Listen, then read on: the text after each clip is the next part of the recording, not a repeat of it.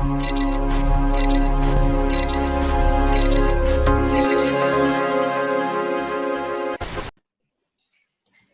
a pretty cool intro. Yeah, I like to have a little countdown, give a little time to, by the time I hit the live button, it's still counting down. I know it starts from 1 to 10, but I don't think everybody on the other end sees it. So, but we got a few people in here already. So welcome Joshua, Bearded Vato, Rob, Jersey. And I said Jersey asked, why did my previous post keep disappearing? So Jersey, if you post too early in these things, I don't know, for some reason they don't stay there very long. So if I think it's like maybe an hour or two before that they'll actually be there. But if you post before that, some reason they get knocked off. So I'm not sure why that happens, but I'm in that same predicament. I post on other people's live streams really early, then I go back and my post is already gone. So that's the way it happens. You fellas trying to claim that first spot. I know a lot was bad about that, but just trying to help people out, I guess. So yeah, so let's get into it and let's get to know a little bit more about Andy. And no, really, it's just Andy. So Andy, first let's get to know about you and your little background and where you come from, where you've been, and where you're at now. I was born in South Georgia, about 15 miles from the Florida border, and very unremarkable early childhood. Around 5 or 6, my parents relocated to the Midwest. First in St. Joseph, Missouri. We stayed there for a year, and then we moved to about an hour south of St. Louis. And I was there until 16 or 17, and then they moved back to South Georgia. So I have been in the South Georgia area since the age of 16 or 17, around and about. I have a bachelor's degree in special education interrelated, a master's degree in rehabilitation counseling, and I am ABD in clinical psychology if I ever decide to go back and finish my dissertation was done, but it's been so long I have to update it. I've had facial hair since probably since I was about 17 or 18. I've had some form of permanent facial hair, and I have not shaved with the exception of 1 6-month period in 91 when I worked at a job. They wouldn't let me have facial hair. And then I got sick one time and I was going to have surgery. And so I had to shave it all off. So other than that, I've had facial hair for the most part for the past 30 years or so. That's cool. So we talk about having facial hair for most of your life. When did you actually start growing? When did your facial hair start growing in? When I happened upon, all right, so I think it was Scott I found first, but it was in the same viewing session I found Scuba and Scott, and they started talking about beard products, and you could put beard oil in there and it would reduce the itching and all of that. And ever since then, it's been letting it grow. So, well, that's not true. You got to trim it. I'm not some caveman over here. So that was probably 2-3 years ago. Okay, yeah. Like Vato said, hit that like button if you're hitting here. Helps my my channel out. So please hit that like button. So do you have any type of hobbies or anything like that? Oh, other than just, I'm kind of a research nerd. So whenever I'm not working, I'm either watching a documentary, reading something, and I just kind of float around. It'll be history, it'll be music theory, just whatever happens along the way. I rabbit trail a lot. So anytime I find something that interests me, I just dive into it and learn enough until I get tired of learning about it and switch on to something else. So I That's would say pretty. researching is my hobby. Well, that's pretty cool. I actually wish I got into reading a little more often because I just never really could to get into a good book and start reading it down. I just got kind of bored of it real quick. But I guess it's just something I just need to sit down and do sometime. And when you go back to talking about the psychology thing, I had one of my dad's best friends. My dad actually passed away probably about it's been over almost 17 years now. But he had a friend that worked in as a nurse in a psychiatric ward, and he'd tell me some crazy stories, especially like on a full moon. He'd see more I would say crazy people coming in, and, thinking that they're a werewolf or things like that. So I've heard some pretty wild stories from him about that kind of stuff. Well, you have to remember, if you're on a psychiatric unit, you're going to get interesting people one way or the other. So I've never really paid a lot of attention to it in my practice as a counselor. And I work community mental health. In other words, most of the people who come to see me don't have any form of insurance. I do have some that have insurance, but the overwhelming majority of them don't. And I've never really noticed one way or the other. Oh, I think I froze up. No, you're good. Okay. I froze up on my side. Okay. Oh, no. You're good for us. So, but I've never really noticed. You hear a lot about that. Halloween, Friday the 13th, the tides, the moon, all that. I've never really noticed it. That being said, I work with the most severe population that we have anyway. So for me, that's just everyday life. Most of the people I work with, well, at one point anyway, right now it's a little bit different, but most of the people that I worked with have active hallucination on a daily basis. So it's kind of okay. Yeah, so there's more than just me and you in here, all right? Yeah, I got a family member that has some mental health problems, and sometimes it's hard to deal with them sometimes, but it's just part of it. Well, it's not. So one of the misconceptions is people will say, "Oh, you must have so much patience." No, I've learned skills and I've learned tools to work with people. And there's a difference between being around someone that you're friends with or trying to be friends with and working with someone on a professional basis. It's just a different, you're not there to fulfill your needs. You're there to help them get better. So if they're aggravating, well, you just know that's something you need to work on, as opposed to, oh, this is driving me nuts. And after an hour, they go home anyway. So, yeah. All right, let's move on to a beard question. Have you measured your beard lately? And if so, do you know how long your beard is? Last time I measured, it was somewhere between 8.5 and 8 3/4. I live in a very humid area, so it can actually vary a 1/4 inch from day to day. And it depends on how much I blow it out and all of that. But it's somewhere around 8.5 inches. Yeah, that's about where mine is too.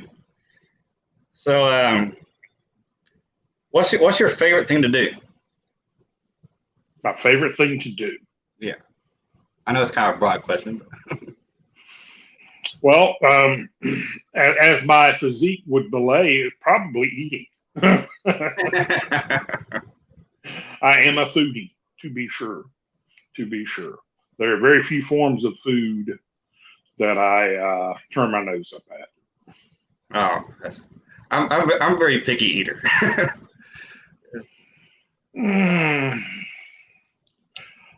I would say everybody has their things they don't like, but generally speaking, I'm pretty agreeable at the dinner table. But yeah, there's stuff turn my nose up at too. So I can see that. I can see that. Beard Vato had a question that how do you measure your beard, Andy? Easy way to do it is to, if you're lucky enough to have access to a tailor's tape, which is one of those, I don't have it in here with me. It's just a tape measure that like a tailor would use, like you see in the movies when they got the tape measure thrown over it.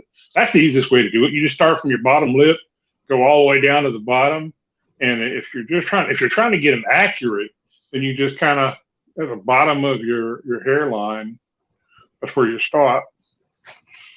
Yeah. And so anything. That's pretty much standard rules, I guess, from the bottom of your lip to the bottom of the hair. Mm-hmm. And I just want to say welcome in Brian and Joshua and Brian. So welcome in, guys. So speaking of hair, when I actually started growing facial hair, I was in the 6th grade. I can't remember what age that would be, but I actually started, growing facial hair in 6th grade because my history teacher pulled me out of class one time and told me, your peach fuzz is getting a little too long there. You need to go shave it off. So that night I had to go home. I told my dad, and I had to borrow his razor real quick and shave off my peach fuzz. And after that point, like every 3 weeks, I'd shave a little peach fuzz or like hair growing out. Then by the time I got to high school, I was shaving every day. I could grow pretty much a full beard by the time I got to high school. Of course, I was 6 foot in second grade. I mean, 6 foot in 6th grade also, because I grew up really quick, and I was always the tallest person in my class till I got to middle school. And when I got to, about 6th grade, I just stopped growing. And then everybody else, started catching up with me. So I had that same thing happen, except I never made it to 6 foot. I was like the tallest person in the 6th and 7th grade, and then I stopped and everybody else started. So that was pretty much it. About 12 or 13, whenever I started having the peach fuzz, and the first time I had to shave, and I just knew that after that very first time, man, this is not something I want to do with my life. Right. So, if there's any other kind of job that you would want to do, what would that be besides what you currently do? Well, and since you and I are gray hairs, you'll know what I'm talking about, but somebody younger listening to this might have a completely different picture in their mind. I wanted to be a DJ growing up. I've always loved music. Music is always going. Whenever I'm not talking to someone, I've always got some music going on somewhere. I love studying music, different kinds of music. I don't have a favorite genre. I don't have a favorite song. I try to appreciate all of it. So I would say music DJ was the one job. I've done it. I was an online DJ for a while. Really enjoyed it and wished I could have taken it to the next step. But then when you get older, you realize that the picture that we have of disc jockeys really doesn't match reality. So they don't make a lot of money. They move around a lot. There's a lot of politics at their job, and they don't get to play what they want to play. Yeah, I mean the so-called DJ nowadays is definitely, I think it's different from many years ago. So definitely back when there were record players, DJing with record players was, I think it would be a little more complicated than now. So from what I actually had a conversation with a DJ in the last couple of years, and they said that the FCC test that they have to take really isn't all that difficult. And, people that with a high school diploma can usually pass it on the first try. But yeah, just it's not enough money in it to be advantageous, especially whenever you don't get to play what you want. And radio stations don't have as much music in them as you would think they would. They might Yeah. have 200, 300 songs, where at one point in time I had 15 gigabytes of MP3 music. So that's light years ahead of what they have on hand at any time. It might be why you hear the same songs over and over again. Right. So if you won the lottery, what would you do? If I won the lottery, what would I do? Pay off my student loans, um, get a house for my folks, retire. After I made that first deposit, I would retire, and in a way that left no uncertain terms. If COVID was over with, I would start traveling. With COVID going on, traveling is not really something that any of us can do. But I'd love to go to Europe, especially Eastern Europe. Love to go to Australia on the coast. Have no desire to go to the inner part where it's all hot desert. Love to visit Japan, Yeah. definitely. China, it would probably depend on the political situation at the time, whether I could or not. But yeah, I'd be pretty much around the world. I'd definitely go on a traveling binge. I do hear that. That's definitely what I do if I won the lottery. Definitely pay off all my debt first. Get that taken care of. Do a little traveling because sometimes you hear about people win the lottery and they end up blowing it all, and a year later they're back to where they started from because they just blew it. And I've heard of some people they win the lottery and like nothing's changed. They still live in the old little house they have and just have a lot more money. They don't do anything different. So of course, well, at one point in time, there was a study done, and a large percentage of the people that won the lottery died within 5 years. It was like 25%, and they were trying to figure out why all these lottery winners kept dying. I would retire from the wage slave thing and go out and see these things that I want to see. Go see museum. There's so many interesting places in the world. I don't necessarily think the people are so much different, better or worse than where I am. I love being from the South. I love Southern culture.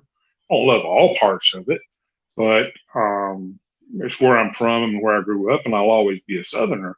That being said, it would definitely be cool to see how other people live. Yeah, Definitely. most definitely. I've actually done quite a bit of traveling myself in the younger years. I was actually in the Boy Scouts, and we were in what they call a high adventure troop. So we went to like a lot of different places, backpacking, canoeing, pretty much all over the country. So I've been to about probably half the United States, and I've been to. We actually had what they call a jamboree in Belgium. So we obviously landed in Frankfurt, then we went to Belgium and stayed in Belgium for almost 2 weeks, and that's pretty awesome to see their culture and everything like that. So that's some place I always want to go back to as an adult to visit as well. And of course, go over to England too, and Japan. I've been to Korea. Of course, I was in the Army for 4 years active. And my first duty station was in Korea, and I was only like 21 miles away from the DMZ. So if something ever broke out, I would have been right there if it happened. Then, so needless to say, it was a little bit tense. In other words. Well, yeah, and then after my year tour of Korea, I went to Fort Hood in Texas to spend the rest of my time on active duty. Then after that, I spent 4 years reserve. But luckily, every station I was at, I was actually attached to a medical unit because I did communications. So I set up the communications for the unit I was attached to. And luckily, I was always attached to a medical unit. So if something did happen, I'd be, I guess more taken care of, a lot quicker. So kind of always make friends with the doctor. Always make friends with the medic. Oh yeah. Oh yeah. That's for sure. So if there's one beer company out there, you could only pick one for the rest of your life, what would that be? All right, so I'm gonna cheat, and I'm gonna tell you. Let me explain why I'm giving you two instead of one. So I divide beard products into basically castor and non-castor. My beard loves castor. My skin can only tolerate it for so long. So if you said one castor company, I got an answer for you. If you said a non-castor company, I got an answer for you. But to sum it up as one, I wouldn't be able to go with one and be optimal. So for my castor company, I gotta say Beard Justice. For my non-castor, I gotta say Bearded Mac. Those are my two. If I had to pick just two. Now, if you gave me like a top five of both, I could do that too. That happens when you tried enough beard companies. I know that's two companies I have not tried yet, but go ahead with your top five. All right, top five casters. Well, Beard Justice. I would definitely got to put Han Yakner on that list. Got to put Crusher's Creation on that list. A company that I just got the stuff for, and I've only put it in beard a couple times, but I really like what he's doing is Defined Man. Let's see, who else? Without a doubt, Fable. Fable CBD line. If you have not, I'm not the biggest fan of Fable's. He's a gourmand, so all of his scents are food centric in some way or another. Food or he's got a few that are I think he's got one or two that are like bourbon something, but it's always in that line. But his CBD line is it's the next step. All those companies I just named, if you get their everyday stuff, they're all right there. They're all top shelf castor product. Every one of them, especially if you're a graybeard, they will always do you right. But Fable CBD line is something else. It really, yes, it is more pricey, and I've tried quite a few pricey products. And his is the first one where I said, I'm not mad about it. This is good. This is good stuff. Right. All right. So that's my top five casters. Top five non-casters. All right. So I just shout out Bearded Mac. Definitely would have to put premium W&D premium brands up there. He makes my all-time favorite scent, which would be Charlotte Musk. Let's see who else. Barker's Beards would definitely be on the list. And oh yeah, my brother from another mother, Man Beard Co. would be in that top five. And I hear my dog barking. Number five. I'm gonna go with Dodge City. Couple of boys out of Virginia. I really like what they do and how they do it. Right. I know there's several many of those companies just named. I have not tried yet. And matter of fact, I don't even have the product with me. But there's so many companies out there, and they're always popping up right and left. You could try a company out, one company a week and be years and years before you probably get through everything. So there's probably 1,000 companies out there, and I didn't even mention Luxurious Bastard, who's another one of my ride or die companies. So there's just so many really good companies out there. But I think the trap that bearded guys fall into is they look at scent first, as opposed to looking at what works best for their beard, and then identifying the scents they enjoy that have those particular carriers in them. If you don't have sensitive skin, you can probably rock castor oil 5, 6, 7 days a week. And if my skin could take it, I probably would too.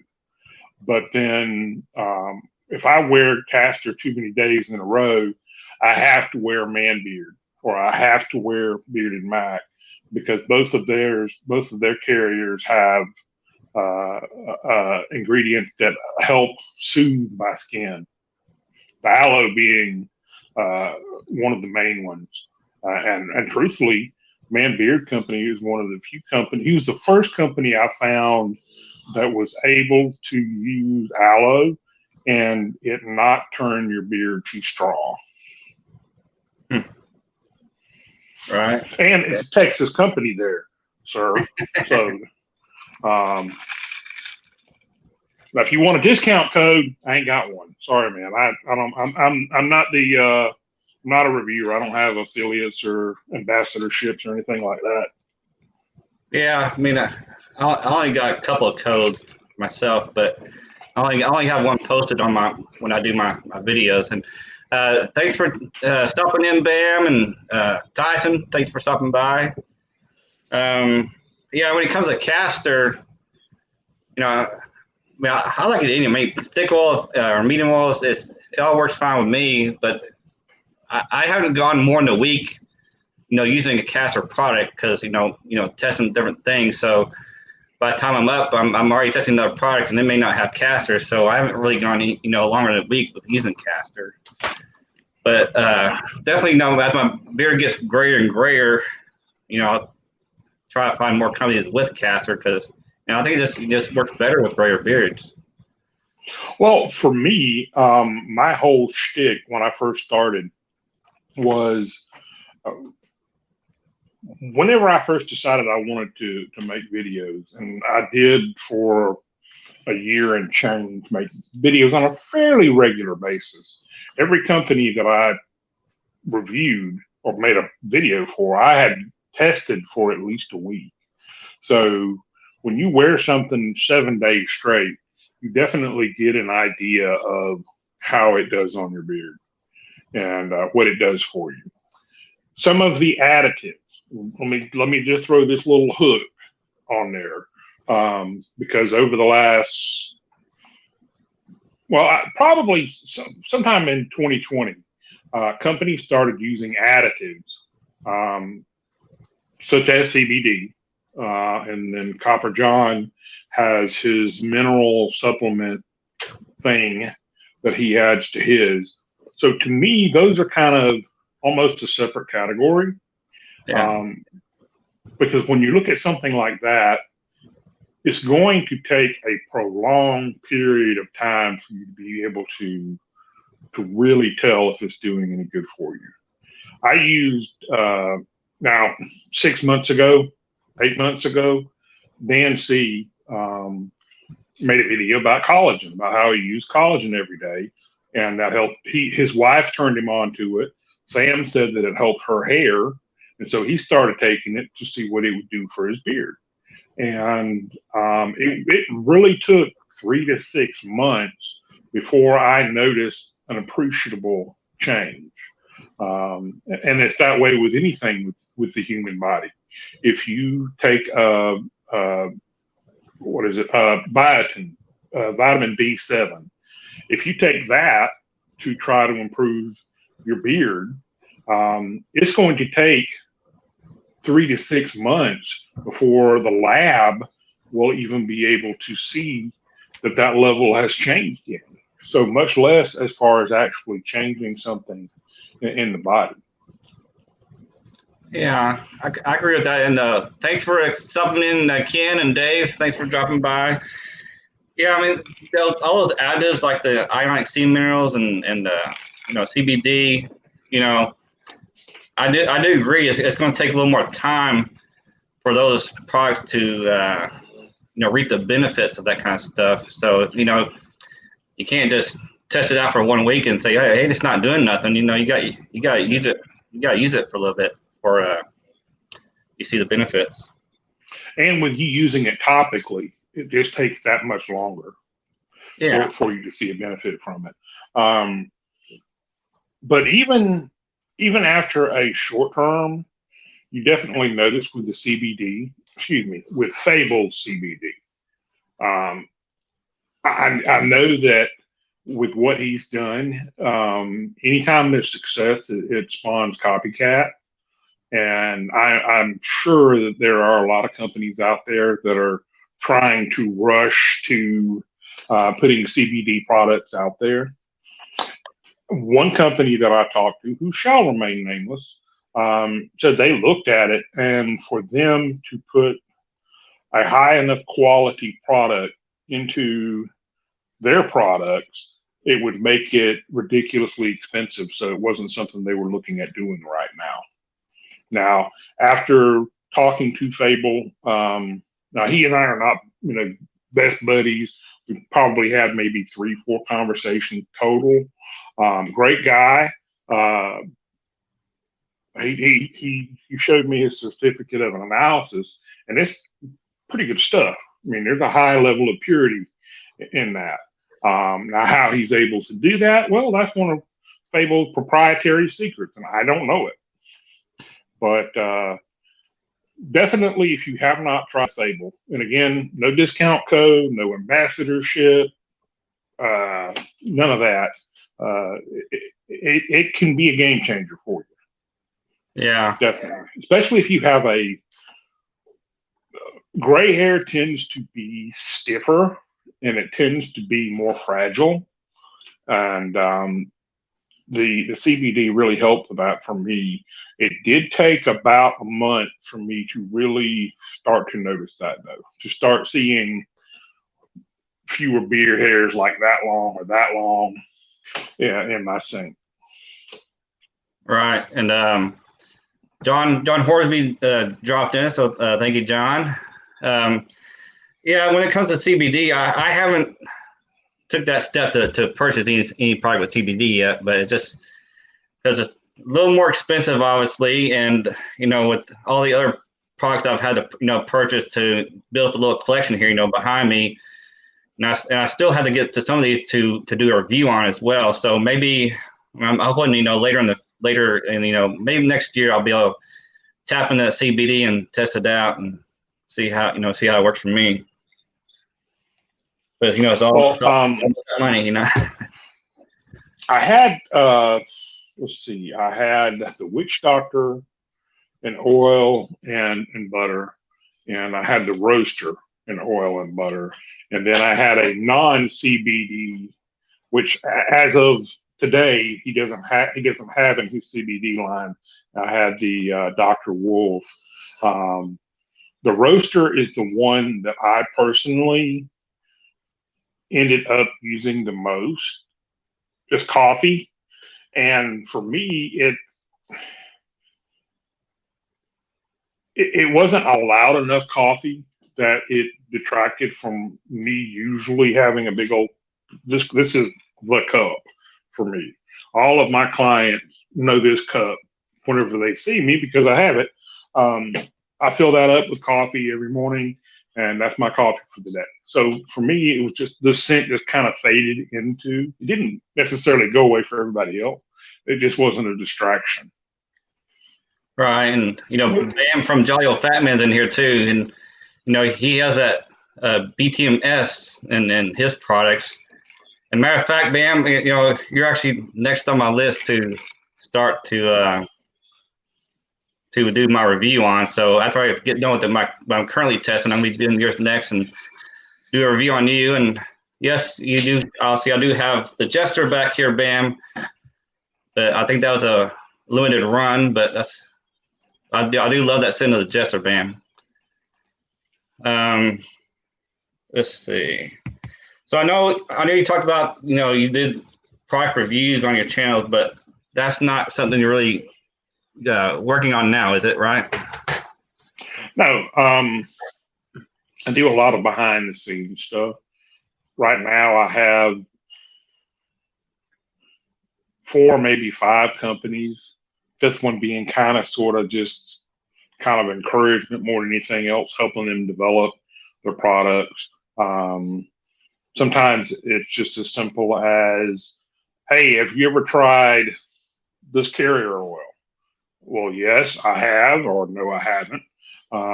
This is what it did for me, or this is the research I see on it. I have a few companies that I've done scent development for, not actually mixing the stuff up, but it's one of those things when, and I think most good beard reviewers come up with scent ideas. Maybe not all of them, but I just imagine, okay, take this component that I've smelled over here and this component from that product and put those together. How would that smell? I've done some of that. I get a, and I've said this many times. I do not consider myself an expert on any of this stuff. I'm not educated in it. I certainly don't have a lab background, but I know what works on my skin.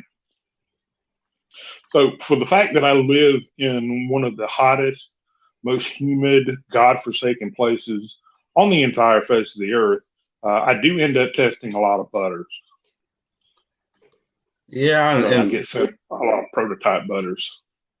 Yeah, being in a more hot environment, that's definitely a good environment to test butters. Bearded Vato had a question for you. Said, Andy, how long would you say you have to use CBD to notice any difference? For me to actually know that I had something that there was a change, it took about a month of using it 4 to 5 times a week on average. Yeah, and Bam said building scent profiles is one of his favorite things to do. I can definitely see that. Yeah. And when it comes to, hold on, I just lost my train of thought. All right, so can you talk a little more about the behind the scenes stuff? I guess don't name anybody you're working with, but it's I mean, how involved are you actually in that? I mean, do you like did they like send you stuff out and test it for a while and send it back and give you your thoughts? And I mean, how's it all work? All right. So, and I started this whenever I was doing my reviews. I do not, and legally speaking, just being absolutely uh, down the road following the law, any reviewer that receives product for free is supposed to disclose that. If they're being paid for it, they're supposed to disclose that there is a paid endorsement. I never solicited for free. And for a long time, I absolutely positively would not accept anything for free. Where I diverged on that was if this is something that's not available on the market and I'm helping you doing the testing on it, then that's a little bit different. It's still free. I've never charged anybody anything, and won't. That's not what I'm trying to do. Uh, and really, it kind of depends on the company. A lot of these new companies, I won't say a lot. Everybody kind of takes a different path to how they get there. Some of them, they saw a video on YouTube, like just for example, they saw Scuba making beard oil in some of his videos. I thought, yeah, this is something I can do. They went and Googled a recipe and they saw a dollar sign and they thought, okay, I'm going to be able to, invest a couple of $100 and make a couple of thousand, and this will just all be, gravy. And there's a lot more to it than that. A lot more to it than that. And there are quite a few big name companies that their recipes, their carrier foundations are very, very simplistic. And a lot of times there's duplicity in there, meaning the ingredients kind of sort of do the same thing. So there's really not even a good reason to have both of them in there at the same time. They could put another ingredient in there and it would have another benefit to it. And in fact, there's big name companies that are terrible. They're absolutely wretched. And absolutely every single time, and the last time this happened was this week, a good friend of mine, who's not a reviewer, he's just a person in the community, pretty well known person in the community, great guy. So he sends me a text, hey, I just got this particular beard oil. And my response was, I'm sorry, man. Then he tried it and he's like, man, this was terrible. And I'm like, yeah, that's why my first response was, I'm sorry. And it's just, what makes it even worse is that particular company charges well above the market average. So we're not talking about, just so we're clear, we're not talking about a company that sells stuff for $15 to $20 to $25 a bottle. This is somebody that charges a good bit more than that. And every time I get a chance, anytime somebody mentions their name, I denigrate them with the very core of my black heart because they're terrible. They're terrible. Right. Yeah. And across the board, terrible. Bearded Joey Hookham said he agreed with you, Andy, about what you were talking about earlier. So, and welcome in Devin and Joey. So welcome in.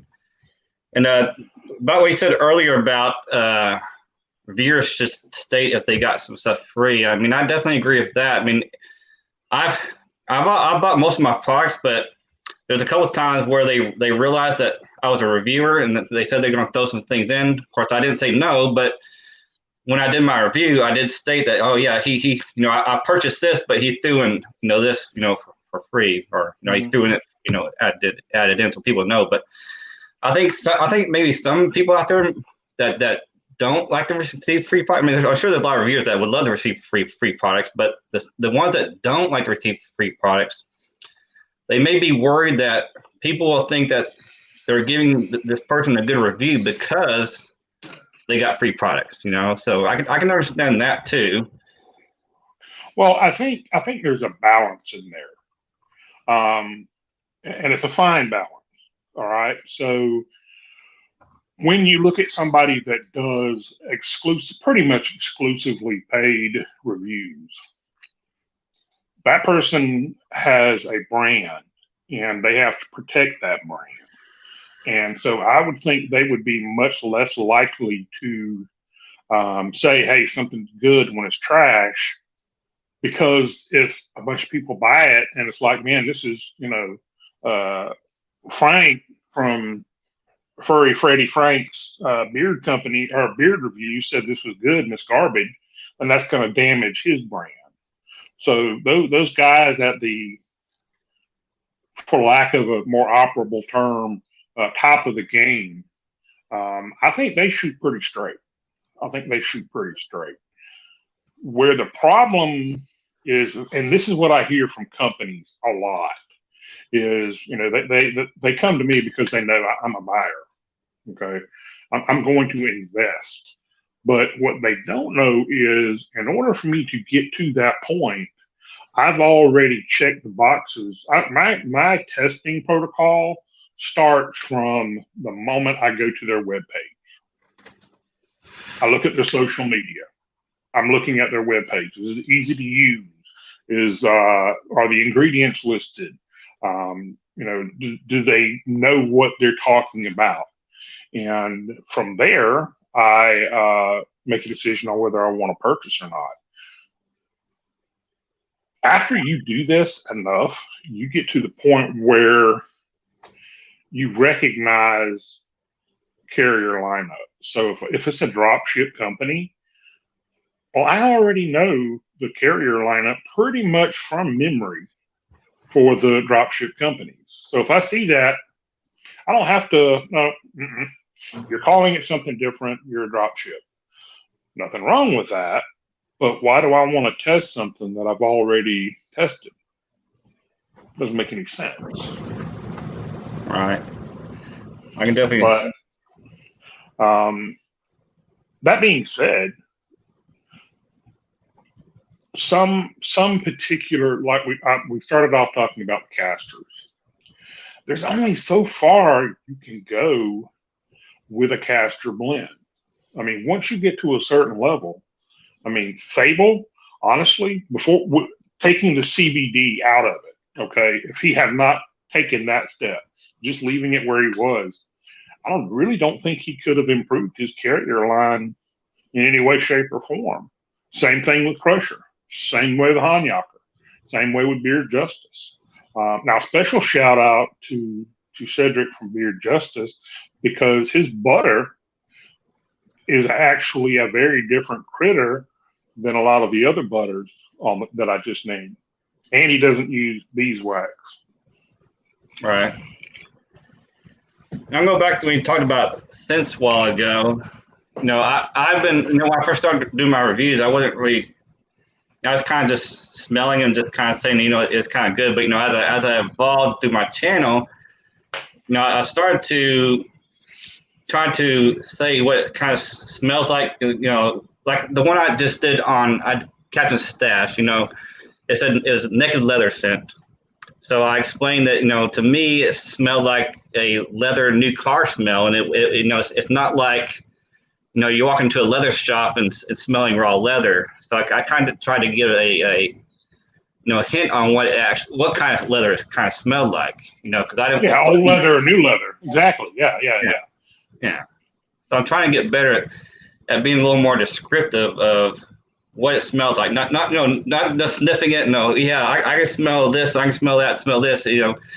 What does it smell like with the combinations all together? What can I relate to that it smells similar to, so people get a better understanding of what it may smell like. All right, so I kind of think of things in terms of cologne, or a more correct term would be fragrances. And typically we're talking about men's fragrances, but there's so many unisex fragrances out there now that, so I tend to frame things from that particular angle, just because I really like cologne. I like smelling good. I like complex scent, but as my friend Joey Hookham pointed out, there is beauty in simplicity as well. So whenever I think Fable, I think Gourmand, which is the fancy French. Actually, it's probably not even fancy in France, but to non-French speakers, Gourmand pertains to food. So all of his scents, I put them in that category. Now, for me, that's not my favorite thing. That's not to say it's bad, and it's not anything that I would attack somebody for enjoying and liking. One of the most well-known Gourmand proponents I can think of would probably be Barbados Joe. He digs that stuff, and he has a very finely tuned snout, as far as I can tell, because he can pick stuff up pretty damn good. But that's how I frame things. And as far as figuring out components, I think that's more repetition than anything else. Because I can say tonka bean, and if you've never smelled tonka bean, you don't know what that is. And it's it's a slightly powdery, sweet scent that's in a lot of colognes, and it's also in a lot of beard products. Um, Vetiver. Vetiver is in pretty, if you think of what is more important to you, scent or feel in beard? I would put feel in, I would put how it makes my beard feel in front of scent. Yeah, I'm the kind of the same way of that. It's more important how it feels in my beard versus the scent strength or how long it lasts. Because even scent strength, that's kind of subjective too on scent. Because kind of like Kim from Blue Guys Beard did a video about that where if it's in your beard all day, you get used to the smell a lot quicker versus than somebody else just walking up and they may sniff your beard and they'll still smell it, but you've already gotten used to the smell and you're not really smelling anymore. So really, was kind of thought, which I kind of thought, because he said he's going to stop doing scent duration on his videos, because of that. Yeah. But I also thought that if I can get somebody else, throughout the day to smell my beard, or kind of sniff it to see how long it lasts, because I've already got used to it, then I could actually talk about how long it actually lasted because somebody else is smelling it that hasn't, been smelling it all day. So. Well, another thing too is because as you wear oil, gravity pulls it down. At the end of the day, you can just take the end, and if you can still smell it, then it's still there. Yeah. But not being able to smell it, being nose blind. All right, so Cedric, the owner of Beard Justice, has taken me to task privately because some of the scents that he has released over the last couple of years have been not as strong as some of his other ones. And basically what he told me was, I'm not making cologne here, which is a fair point, and I probably would not be able to wear the beard products that I enjoy if they were that strong. And my line of work is frowned upon to project. Now, if somebody within personal space and they can smell it, that's fine. But leaving vapor trails, that's not acceptable. Not acceptable. Yeah. No, thanks for coming in, Bearded Boost. Yeah, when it comes to scents, people also their noses all work different too, because you could have so-called medium type scent, but it's going to smell stronger to somebody and it won't smell as strong to somebody else just because of their sensories work differently. Mm-hmm. So if a company puts out a really strong scent, it may be overwhelming to somebody, but just perfect for somebody else. So it's all subjective, really, I think. But. It is, and you're right. The nose blind factor does come into play. Fortunately, unless you actually refresh it and put on a whole nother coat of oil, which I do not recommend doing, you will get your beard is only going to soak in so much oil, and once it passes that point, what won't soak in just sits there. Yeah, not good. But so if you're not expecting it to be cologne, if you're not expecting it to behave like an eau de cologne or an eau de toilette or parfum, then beard products will pretty much do you right. As far as longevity, that's not the main reason that we're wearing beard products. So, if you have a significant other that's getting in your personal space, they'll smell it. But you're not going to lure them from across the room with this. Not going to happen. However, it may increase your confidence. It may help you feel better. And so it's not going to loosen your inhibitions like alcohol, but it certainly make you feel more youthful, especially if you're an old guy like me. Right. All right. So we're getting close to 6 o'clock my time, Central Time. So we're gonna start wrapping up because we got actually two other live streams about to come on here in a few minutes. Faithfully Bearded and a new one with Beach Bum Beards that has a couple guests on. So I don't want to really go over to their stream. So it's going to wrap it up and do some quick fire questions real quick. So they're pretty easy questions. Now, this first one, I know you've talked about music and you don't really have a favorite, but I'm going to ask it anyway. What favorite or what music genre do you most lean to, I guess? If I could only have one, punk. Okay. What's your favorite holiday? Ooh, definitely Christmas. Oh, good one. I love Christmas too because it's my birthday. Well, now I'm working toward. I gotta get rid of the fangs over here, but I'm getting pretty close to Santa Claus ready. I've been playing Santa Claus at work and for different things for several years now. But yeah, I'm ready to get rid of the dark patches. So Yeah. I'm getting there. Yeah. Getting there. Favorite color? Well, it used to be black, but now black makes my beard look terrible. So I would say gray or heather of some sort. All right. Favorite food? Sushi. Sushi. Yeah. Yeah. Sushi's interesting. Some people either they love it or they hate it. Matter of fact, I used to say I'd never eat sushi, but one time we were out at a restaurant and my other half said, you need to try it. So I tried it, and from then on, I love it.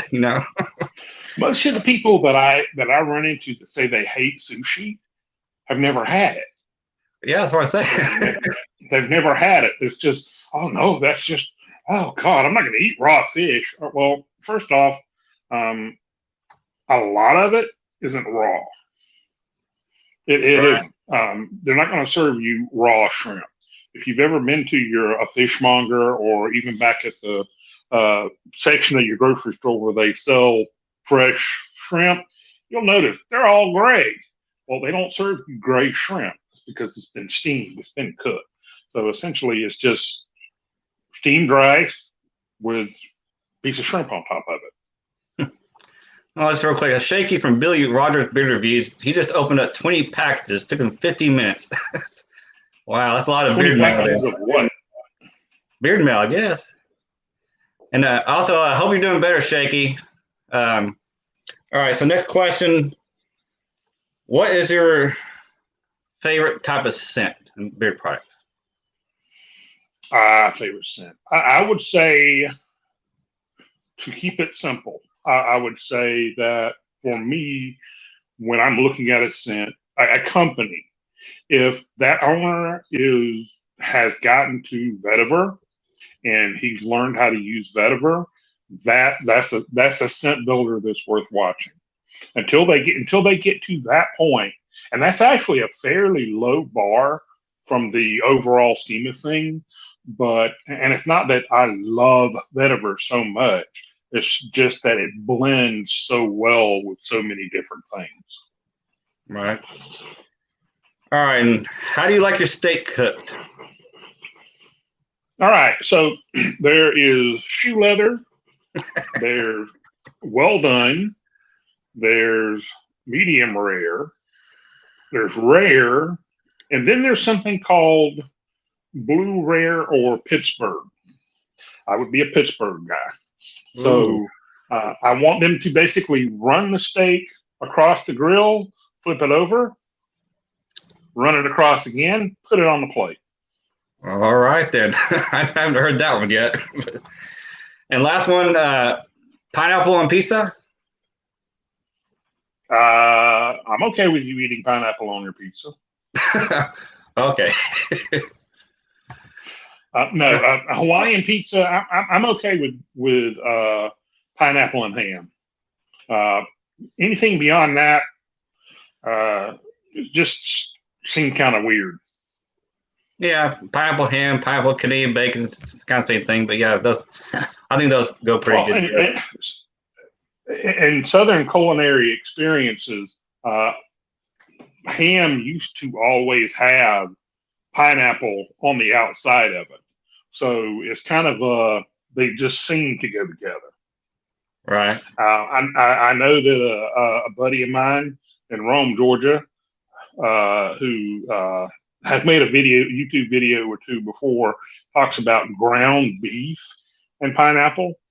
And I wouldn't. I would be more. I would raise more ruckus about putting hamburger on a pizza than I would pineapple. Yeah. When you can get sausage, when you can get pepperoni, when you can get all these different things, you're going to put a hamburger on a pizza?